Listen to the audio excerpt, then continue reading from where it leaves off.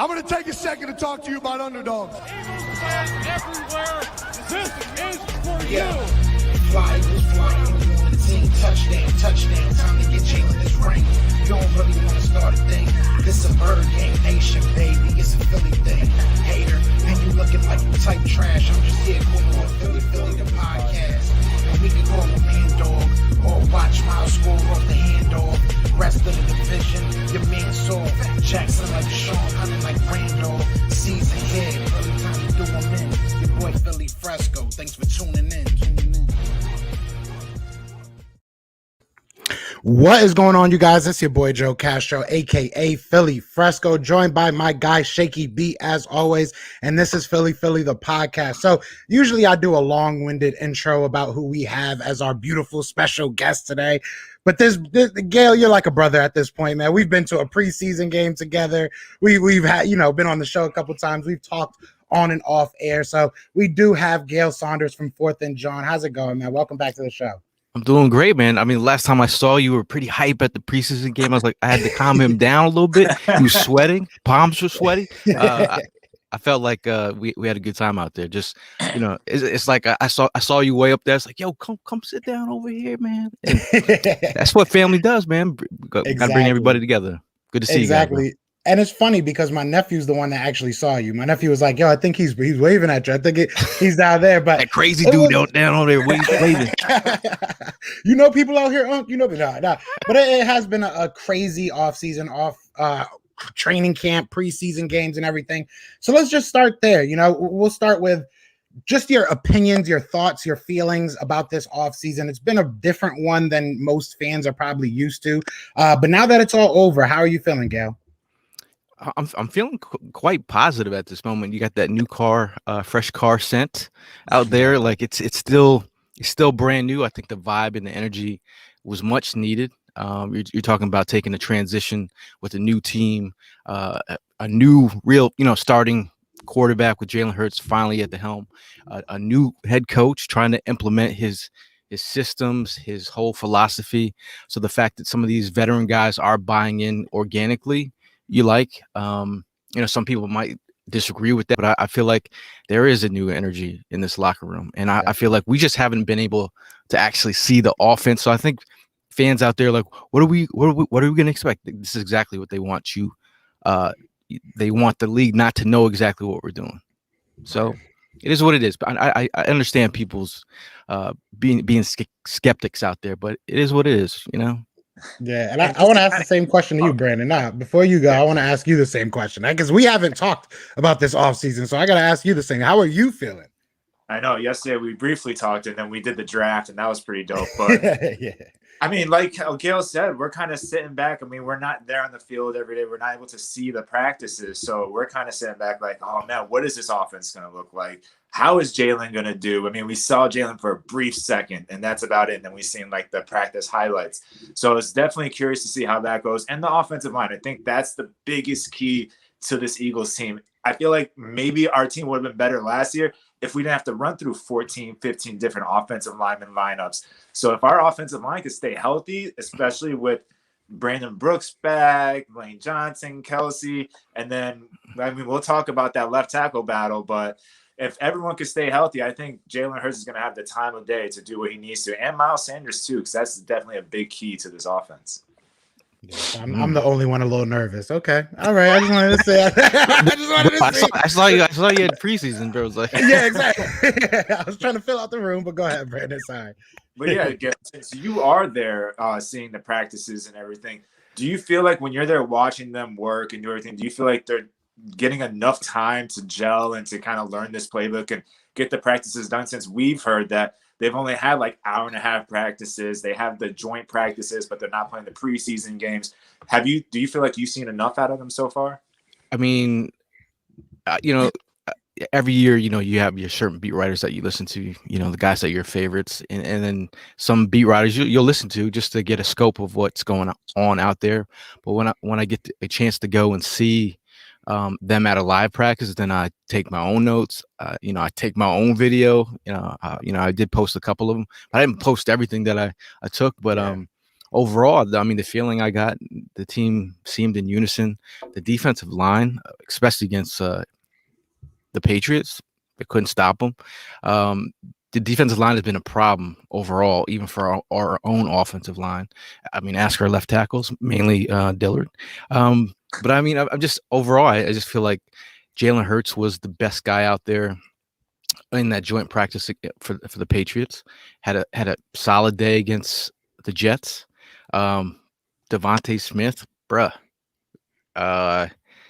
The way he's using sorcery out there, because I mean, just the way that he's setting these cornerbacks up, he's as advertised.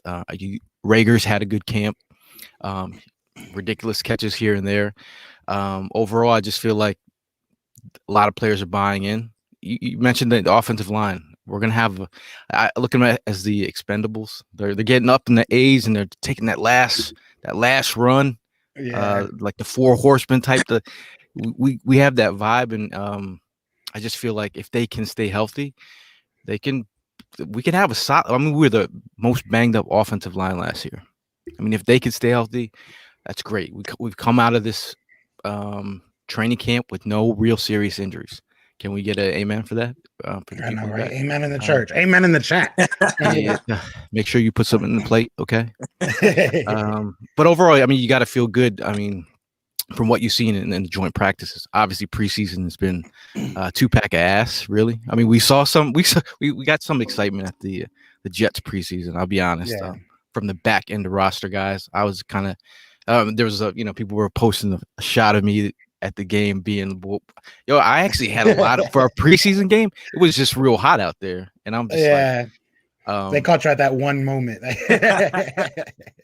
then it was a good, exciting day to watch the back end roster guys, and some guys might have helped their cause to make this team. So definitely. Now, I just did a video, and I'm asking everybody in this chat and in this squared ring, whatever we call this, in this video, the octagon. What are your thoughts about the octagon? I like that. What are your thoughts about J-Jaw, man? Just plain and simple, J-Jaw. I feel like a lot of people are making it J-Jaw versus Travis Fulgham. Not necessarily sure if that's really what's going to happen, but overall, like, if you guys were building your roster, would it be between those two? Would you keep both of them? Is J-Jaw making your roster? Please don't make me sound crazy, because I really don't think J-Jaw should make this roster. But you guys let me know what you think. Shaky, you want to go first? Yeah, sure. I've been an advocate for J-Jaw, and I don't know. I feel like it's the rooting for the one guy nobody likes kind of syndrome. Like, you always want to see that one person that everyone's hating on do well. Now, with Fulgham, when it came to the end of last season, he was one of the people that I would assumed was going to be one of our top 3 wide receivers. Like, I wasn't thinking that at the time, it was before we got Devontae Smith. You would assume that, all right, maybe they just brought Alshon back just to bring Alshon back. The season's a wash anyways. And with him gone, this is going to be Travis Fulgham's time to really shine. But now that we're a week away from the season starting, I just feel like, and like I said, I'm only seeing what's being posted and what's happening at preseason games, but I don't see much out of him. At least J-Jaw, I see him playing special teams and making the kind of catch that we all assumed he would do coming out of college, those contested jump ball catches where he looks like he's rebounding, if anything. So I think that he's going to make the team based off because he's also doing special teams, but it's not like I'd be completely surprised if he doesn't and Fulgham is the one making the roster. That was well answered question. Overall, I think you're talking about consistency. If you're talking from the coaching standpoint, from what they see in practices, who is learning the plays quicker, learning their philosophy quicker, continuously showing up. I think Vogel, the part of being a professional is being able to balance the mental and the physical out there on the field. Like, if the mental is not, like, you have to be consistent out there, and if he's showing that he can't, you gotta forget about the bad plays out there. And if he's not consistently showing up, I mean, I saw a couple nice catches that he had in the Jets joint practice. But overall, is he? I mean, there's a reason why he did get cut from some other teams out there. Like if he's not, if it's not sticking, like Doug Peterson made mention to it, like his practice habits. Is the maturation process where they want it to be as a player? And this I'm not trying to like, it is what it is. Like some players mature faster than the others, and I've heard maturation issues with also Hightower as well. Yeah. So when you come down to J-Jaw versus if they can rely on him, he's there where he needs to be. If they can find a role, whether it be in the slot as a big body slot, you can have Rager there, you can have Ward there, but if he gives you the big body slot down by the goal line, or just in the red zone, like you could take advantage of that height. I mean, you look at the ball that Flacco threw up to him, just that ability to be a 50-50 guy. He showed you, but have we utilized him in that role in his career? That's 19 contested catches. It led the nation, matched the jersey number. Have we seen him in that role? I could count on my hand how many times they're throwing a jump ball situation to him. So if you could utilize him in that kind of role, and he could use him on special teams, I just think Vogel, man, disappointment.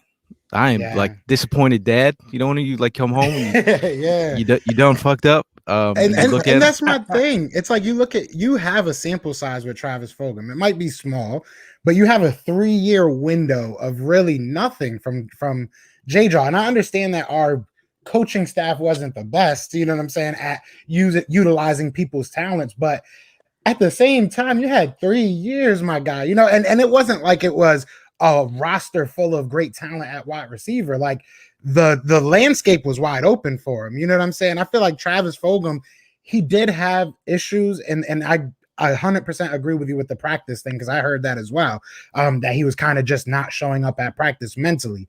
But he showed up to the games, right? And I mean, you probably stay on most rosters because of practice, but you get paid because of the games. You get paid to go out there and perform in the game. So it just makes me nervous that the only real tool that I feel J-Jaw has outside of, I guess, special teams is the fact that your quarterback should throw bad balls to him. Because realistically, 50-50 balls aren't really what you want your quarterback throwing. You want your guy to find the open guy, right? So, I mean, like, a lot of times when we talk about J-Jaw, it sounds like we have to just throw it up there and let him get it, which makes sense for some people, but I just get open a couple times. But I mean, if you look at the size of, like, he's like got 20 pounds plus and height over a guy like Greg Ward. If you're talking about separation, which is the issue, probably the biggest issue with J-Jaw, well, his area of separation is vertically.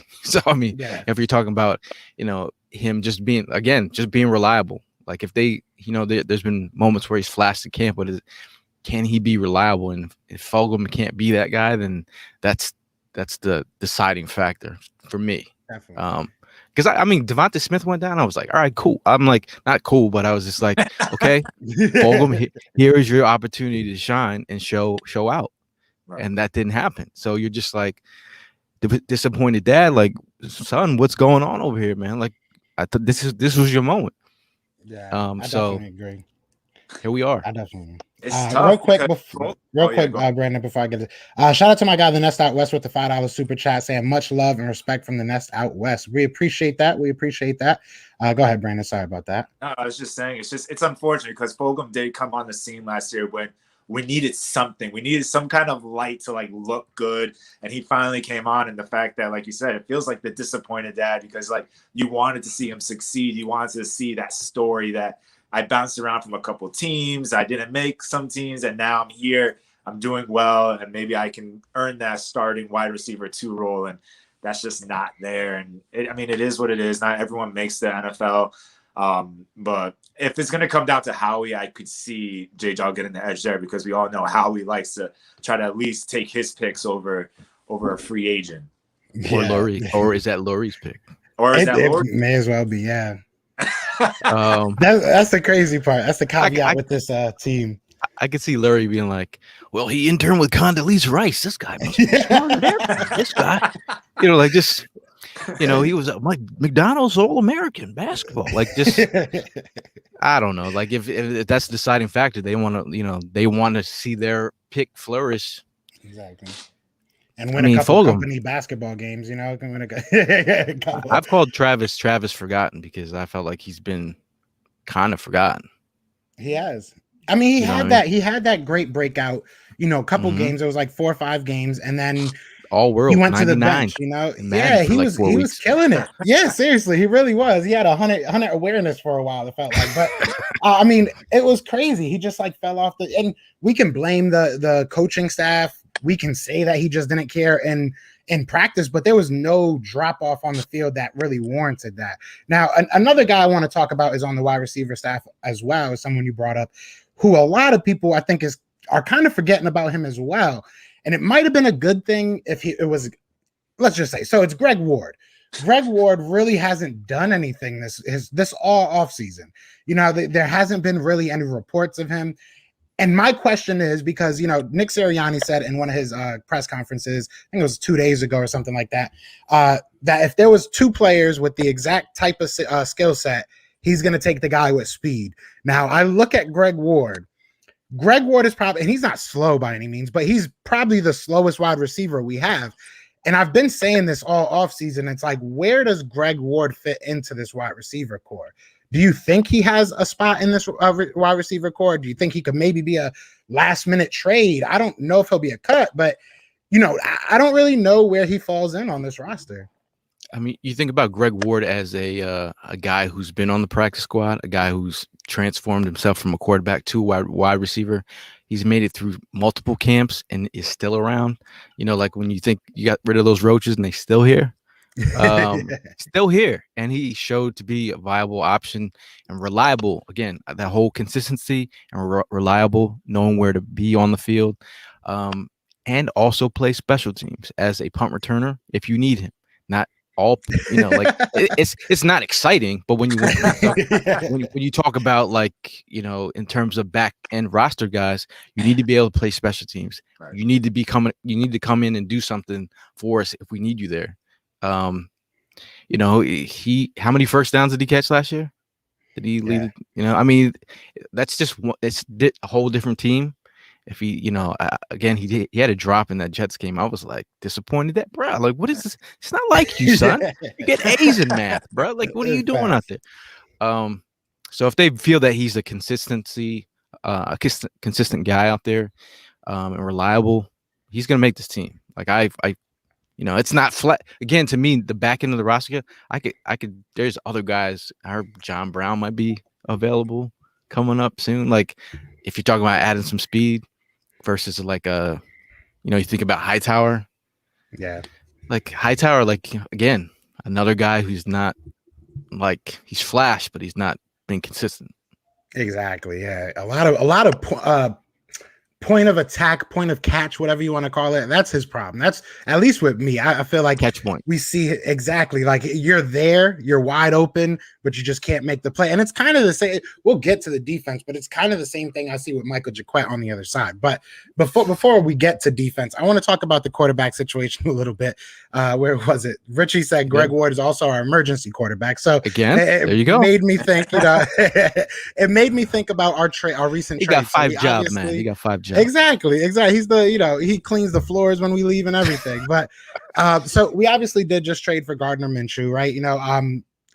A good quarterback. He's a good quarterback. What do you think his role will be here? Do you think people are making too much of the trade? What are your thoughts on the whole trade? Eagle fans making too much of anything? It never happens, right? When we got Mullins, it's Mullins. Again, Minshew is an upgrade over Mullins. You talk about his relationship with Dave Caldwell, former GM of the Jaguars, and now personnel executive here with the Eagles. They know they know his game. He's a guy who competes. He doesn't see himself as the backup, but he is a backup. His mobility, you might be able to run some more plays out of this playbook with him. He's a guy that competes. His passer rating was pretty solid. I think in the back end of the preseason, he didn't look so hot the last couple games, but it is. I feel like did Mullins look anywhere as serviceable? So you got a guy that's going to compete, bring his whatever kind of swag you want, business in the front, party in the back, whatever you call that. It is what it is. It's it's a guy that's going to come here and compete. They know his game. Yeah, I'm okay with it. I'm happy. I feel like it was a good move. I mean, even if I feel like there's not a big drop off in a sense when it comes to having to change your playbook. If like Flacco has to go and compare to Minshew. Minshew's a little bit more athletic than Flacco. So I feel like you wouldn't have to change too much compared to if Flacco had to go into the game, and your offense is probably going to have to adjust because Hurts is able to use his legs and really to roll out and do everything more than obviously Flacco can do. But I think it was a good signing. I just feel it's just funny is that no matter what to this, it's this new thing since Nick Foles won the Super Bowl. Every time you get a backup quarterback that is just meant to be a backup, it's the end of the world. It's like now it's just like is people are going to really call for Gardner Minshew if Hurts doesn't look amazing coming out the gate against Atlanta or something. Like I just feel like that's what's going to happen, or at least the media is going to push that on the fans and make a battle there because it's just insane. And on top of that, we use a 6th-round pick. It's not like we traded a 2nd-round pick. Like it's a conditional 6th, and I think it turns into a 5th if he plays a certain amount of games or time or whatever. So it's just crazy. The guy is here to be a backup, and it's just wild to me. It's the mustache. I'm telling you, it's the mustache. It's the Kevin Cobb effect, man. Yeah, it really is. Backups always. I mean, it's a thing. Like, the funny thing is, the Nick Foles statue is outside the stadium now. Isn't that weird to you? Is that some kind? Is that a sign? They're trying to get it out of everybody's face. Like that's so weird. Don't watch this when you walk. I feel like the Eagles are just like just own your decision. You know what I'm saying? Let's own our decision. Move on. It has a lot to do with the fans though as well. I mean, we feed into a lot of this stuff. Like I won't say that. Trying to say we crazy, man. Yeah, hey, it's a crazy that I love, right? It's a beautiful crazy. Shout out to Luke Combs. But no, it's one of those things that we got to just stop like sharing everything and being like, this guy's an idiot. That's why they write this stuff, like, because they know we're gonna get too hype, we're gonna get overly, you know what I'm saying, into it, and then their numbers are gonna go up. So I'm gonna say off rip, I honestly do like Gardner Minshew. Brandon can tell you this whole offseason I was pounding the table, we should send a 7th-round pick, go get this guy. And the reason why I say that, not because I think he can be our franchise guy, but you kind of said it perfect. It's the Kevin Cobb effect. If he has a decent year as a backup, doesn't show that he's trash. If you look at his first 2 years, he has there's reasonable suspicion that he could maybe be a starting quarterback in this league. Realistically, I really do feel that. And the Jaguars are terrible. You know what I'm saying? The Jaguars' offensive line was terrible. Their team was terrible. And he got them, like 6 wins in his rookie year. And he did pretty good. And that's from changing, the style, his offensive style in college, changing to more of a pro style in the NFL. So there was a lot that went on with him. So, like, I really do feel he can be a starter for a team. Don't necessarily mean that's going to be the Eagles, but in a year from now, the end of his contract in 2022, maybe you're looking at a team, week 4, week 5, that their main guy goes down or something, and you can get a 3rd-round pick for him. Right. I'm cool with that. There's a world. There's a world that you can get more than what you gave up for him. So I like that. I love the pick. I mean, all you want is juice. You need like when I look at a backup quarterback and you bring them into your mix, if you can give me juice for 2 days, 2 games, that's what I'm saying. If you can be serviceable for 2 games or 1 game when we need you, that's what I need you for. And when I see that in his game and what he's done, the funny thing is, like, I was like, when we got Clayton Thorson, I'm like, you should have just drafted Minshew and coming from that Mike Leach offense. I'm like, hello. And then in the 5th, you could have got Chauncey Gardner-Johnson or something. Anyway, I'm just saying that you could have had him before, but I just feel like 6th-round pick could be a 5th-round pick depending on how many plays he plays or whatever. But it's a good solid move. And he's cheap. He's Yeah, cheap, we've so given if up you want to money. make moves next For season, 2 you years, don't have to cheap. spend much. Exactly. And Eagles fans love their backups. You know, like I don't understand where's the hurt in this. We have a backup next year, guys. Would you rather have Joe Flacco? But let me stop. Was that Now, a joke? Where's the hurts? it was I tried to, the brunch. It didn't work. Shout I out to see. everybody in here though. We got 51 people in here. Be sure to hit that like, hit that subscribe. Right next to Gail Saunders, you can see his Twitter. So definitely go follow him on Twitter and steal all his videos because I see you guys doing it anyway. So I'm just kidding. Let me stop playing with y'all. But I want to switch over to the defense a little bit because I feel like the defense is something that we have to hold our hat on this year. They're going to be a very big part of our success or failures this year. So just the overall view, like how are you looking at this defense? Are you excited about this defense? Do you think that they've got some work to do? Where do you stand on this defense? First of all, let me start off, give a hat tip to Gannon. Very, very impressive. I got, I was at the Eagles Autism Challenge, and most people running out the players. I'm sitting there like scoping out the players. Who's out here? I mean, the coaches. I'm like, who's out here? So I saw Gannon. I went up to talk to him, and just to get a vibe, just to see, the presence of just like what I was thinking in my head is exactly what I got from him talking to him. So he has a presence. So like obviously you want to see, the hits principle, what he's been really preaching about, just running to the football, creating turn, like we saw Michael Jacquet come up with a big play, or Jacoby Stevens. The guys are stripping the ball. They're flying to the football. Alex Singleton again.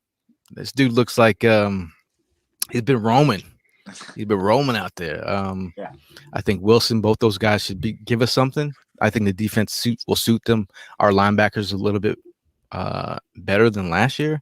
I think there's going to be some. I think the pre-snap movement will be something. Hopefully, I want guys to be like chilling. I want them to disguise this lovely because last year we'd get the same old, and everybody knew kind of what we were doing. Really. Nate Gary's right there. Pick on him. Yeah, exactly. I think if there's some pre-snap movement, that'll be nice. I think the defensive line is going to be impactful. Even Lane Johnson said he's like Josh Sweat. That's his breakout player. He's like, well, not breakout player. He's just like, he's the one guy that's going to like really bring the ruckus. I feel like that we have nice depth at the defensive line. Kerrigan is an afterthought right now.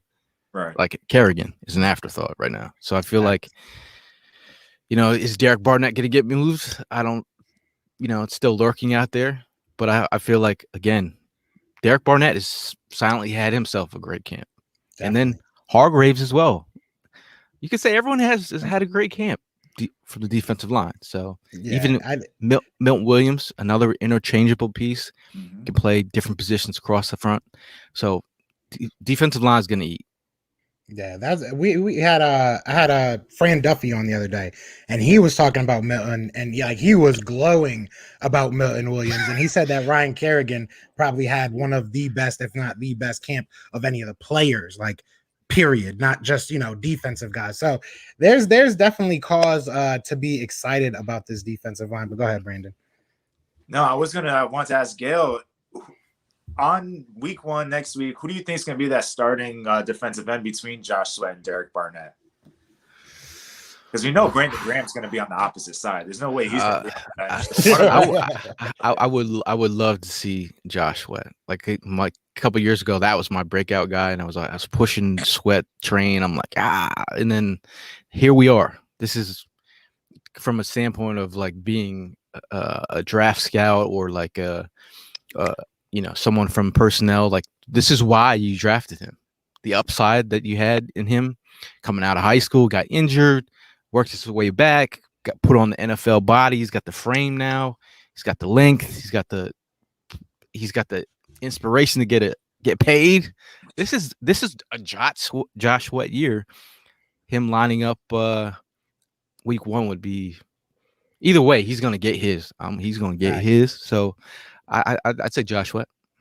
Yeah, I think we're caught up in who's going to start, who's not, who's going to be backups. But we've heard Nick say, and I'm not calling you out, Brandon. I think we all want to know who's going to be that first guy taking snaps. But Nick Sirianni said they're both going to get starting snaps. They're both going to be treated like starters. So I mean, Jonathan Gannon said that earlier in the offseason. So I can see that happening. I can see them, maybe not a 50-50 split because we got so many guys, but I can see them rotating and not just being at the defensive end spot, which I think is a beautiful thing about this defensive line. You got people like Milton Williams that can move to the outside. Brandon Graham obviously can move to the inside. I think, I wouldn't put Josh Sweat on the inside. Derek Barnett probably could. You know what I'm saying? I think Josh Sweat's a little bit, thinner. He's more of that speed guy you want on the outside. I don't know if I'd put him at D tackle. Maybe. I mean, he did play head up at FSU, which was like, bro, like, what are you doing? You're wasting his talent. He was like yeah. I-9 formation, like whatever stance he was at. I was just like, but again, I think the NASCAR, like you could move Graham and Williams inside. So, and that's scary. It's like versatile, man. We got a Swiss Army knife out there. Facts. So I did bring up Michael Jacquet when we were talking about John Hightower and saying that their lack of consistency kind of reminds me of each other. And the reason why I said that is because I feel like if you watch Michael Jacquet, he's usually in decent position. There are some plays that he just got beat off the line and he's just way out of position.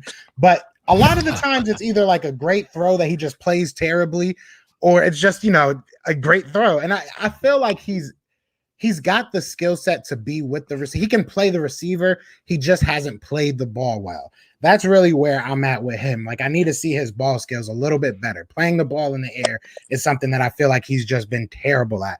But I want to ask you guys, how do you guys feel about this cornerback depth so far? We obviously have Nelson now.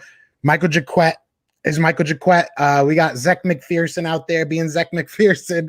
My mama told me if you ain't got nothing good to say, don't say nothing at all. So I'm just going to say their names right now. And we're going to go from there. But how do you guys feel about this cornerback room going into the year? I'll let Brandon go.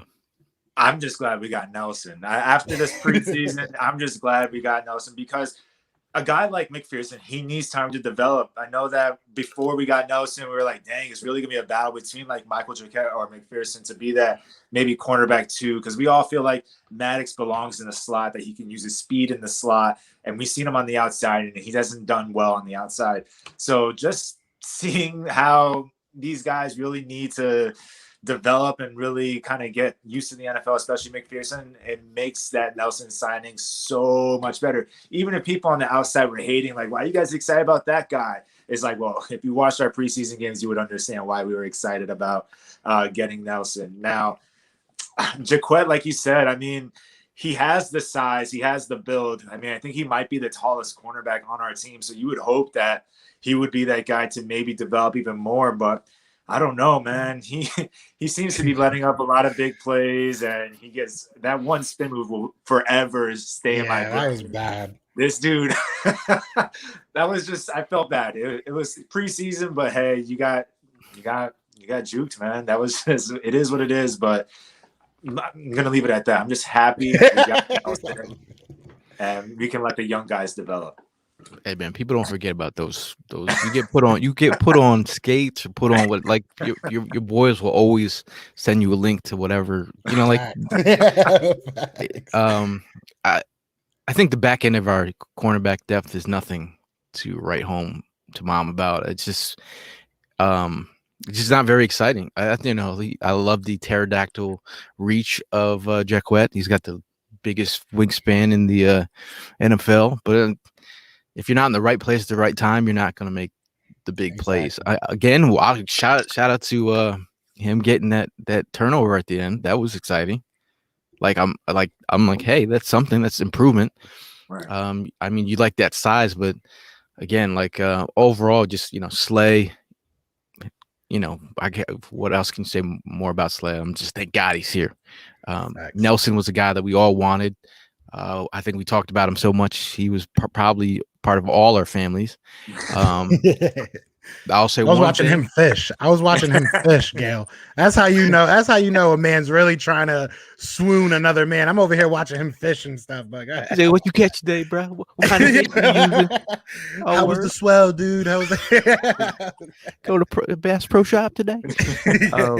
I feel like he's been getting players have been getting theirs on Steve. Now I'm gonna be honest. Like from what I've been seeing, make a couple. I posted a move by Elijah Moore. I know they were playing zone. I mean, if someone's playing zone and I run a post corner, I'm like, bro, I got you all day. So I mean, I was looking at the route. I posted. I just said, I tried to be nice with it. It's like Steve Nelson got crossed by Elijah Moore. I didn't say, but like he's running zone and he did cross him up nicely. Elijah Moore made a nice catch, but some of the rookie wide receivers have been getting theirs too.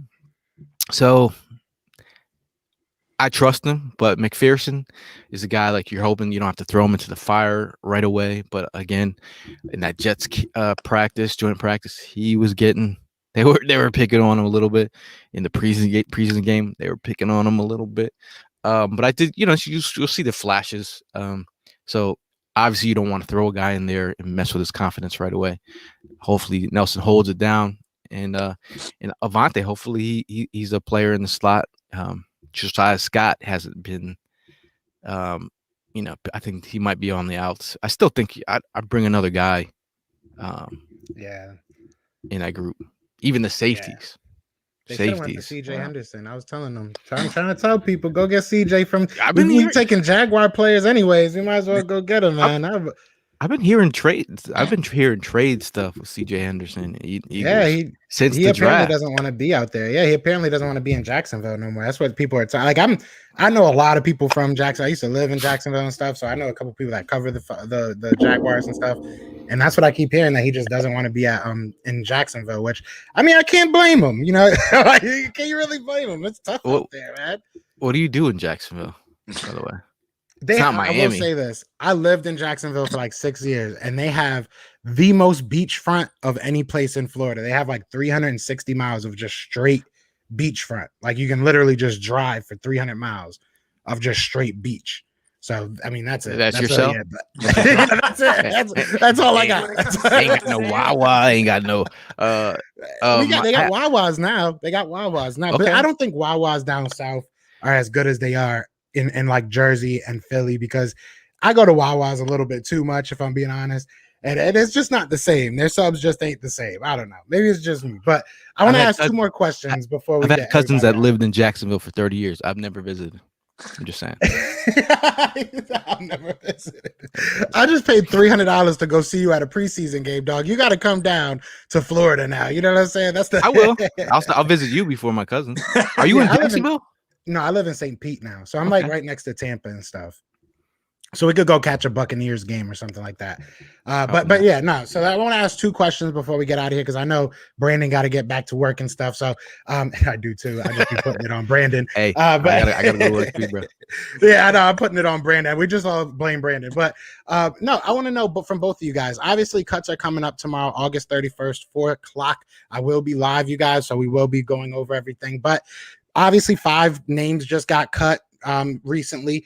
Do you see anybody on this team that you're like, he's probably going to go? And kind of on the flip side, is there anybody that you're thinking maybe a surprise, keeper, I guess? I'm playing too much fantasy football. I guess the surprise keeper, a guy that, Richard Rodgers has been a guy who's been steady for us. I think they could temporarily cut him and bring him back. I feel like Tyree Jackson has showed so much flash lately before his injury.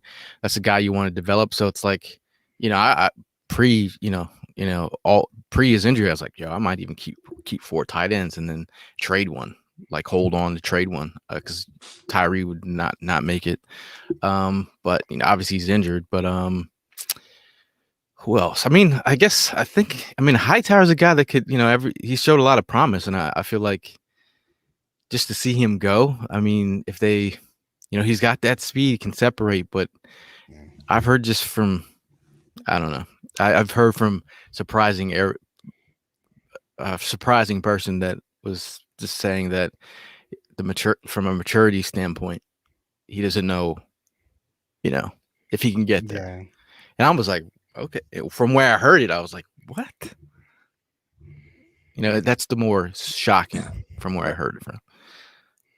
And it sucks when a guy can't just get it together. Mature. Like you're in the NFL, big dog. Like, come on, man. You get paid millions of dollars. Just all you got to do is get over that mental block. I feel like it's a mental block for some people. Like, it's not like he was terrible either. He was getting open last season. He was just dropping. That would be a surprising cut. That would be a surprising cut, but I could see after what I heard, I was like, okay, well, maybe that's something.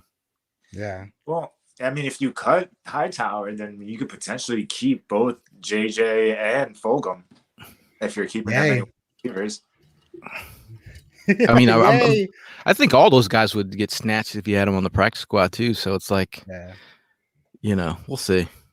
This is the first time I'll say we're making a decision at the wide receiver position that somebody's probably going to be a good player that we cut. John Hightower might be good somewhere else. It might be a change of scenery thing.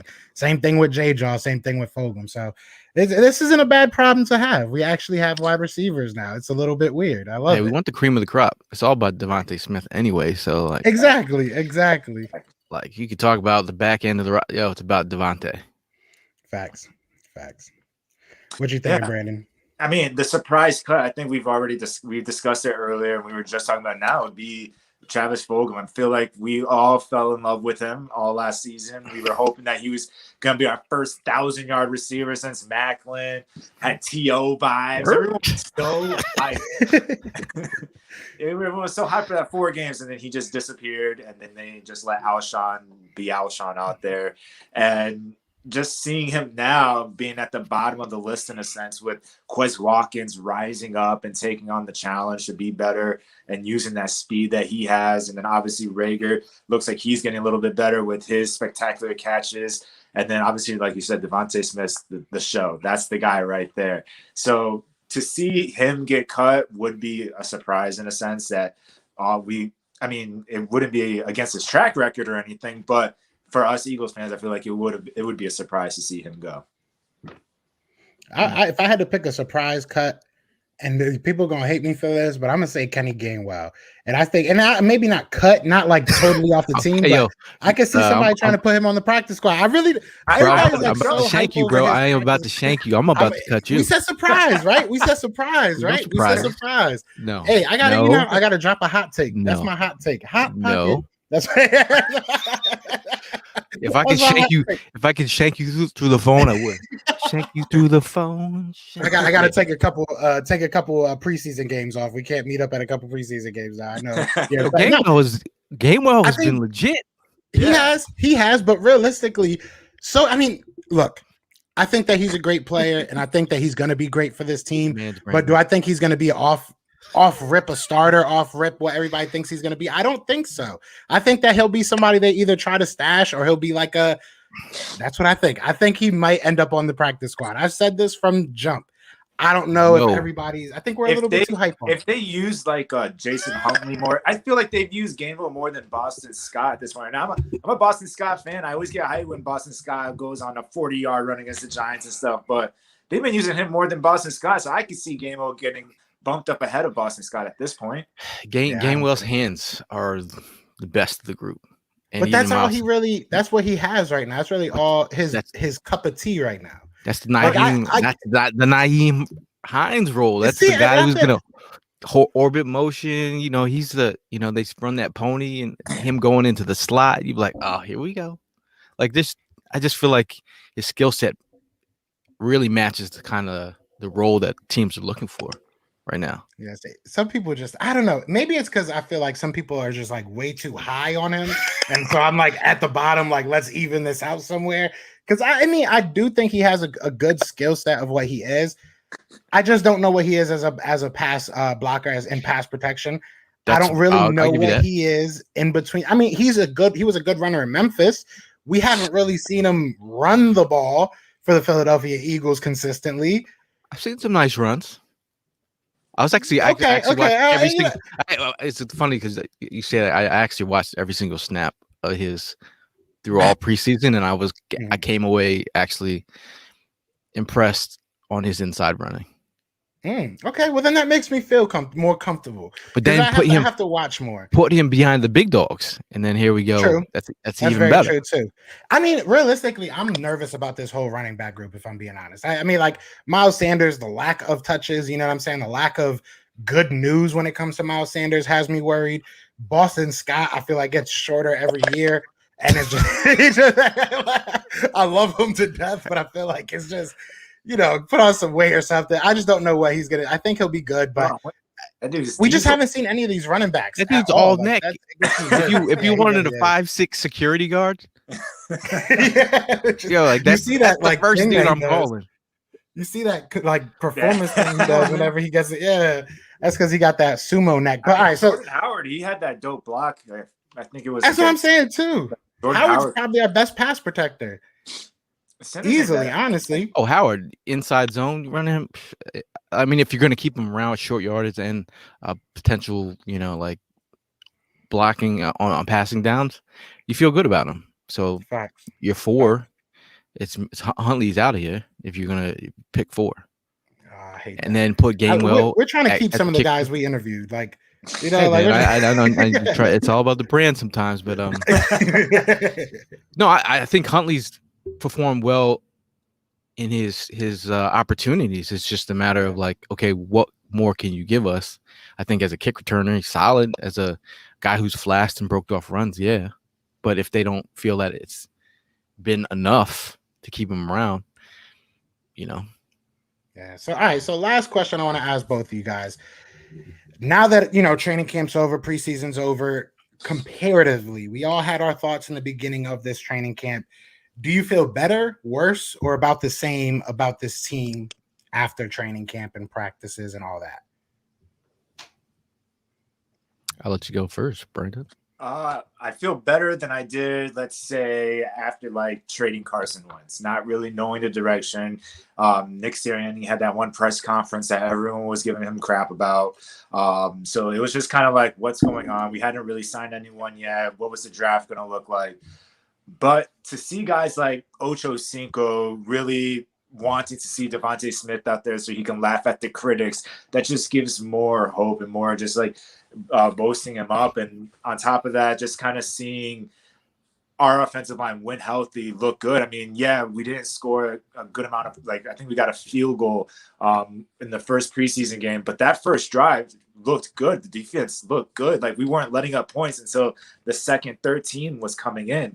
So the fact that the defensive line looks good, people were saying, oh, they look tired out there, is because the starters weren't playing. There wasn't much rotation because you can't rotate other people that aren't playing. So the third, fourth string guys were just out there working. So you figure those guys plus our starters, that rotation, like you said earlier, Gail, that defensive line rotation is going to be nasty. And that's only going to help our defensive backs. That's going to help with the zone coverage, because otherwise, like when the backups were in, Cam Newton was able to sit there in the pocket. And the one time Milton Williams was able to get on the edge, he was able to move up and no one was there. And with the zone, you can hit people all day if you have enough time. So with that defensive line, starters and all going crazy, I feel a lot better about this team than I did at the end of last season. Some positivity. I actually feel better. Just watching how they've you've seen them take to the coaching. You talk about, I can go from a snippet from Coach Sirianni talking about being a basketball player and hitting with the jab step. You got to hit them with the jabs to get the separation. And to be at practice and watch Jalen Reagor use those double jabs and get separation and just build this overall level of confidence amongst these young wideouts, because at the end of the day, our wideouts have been a thing of conversation about, where they were at last year.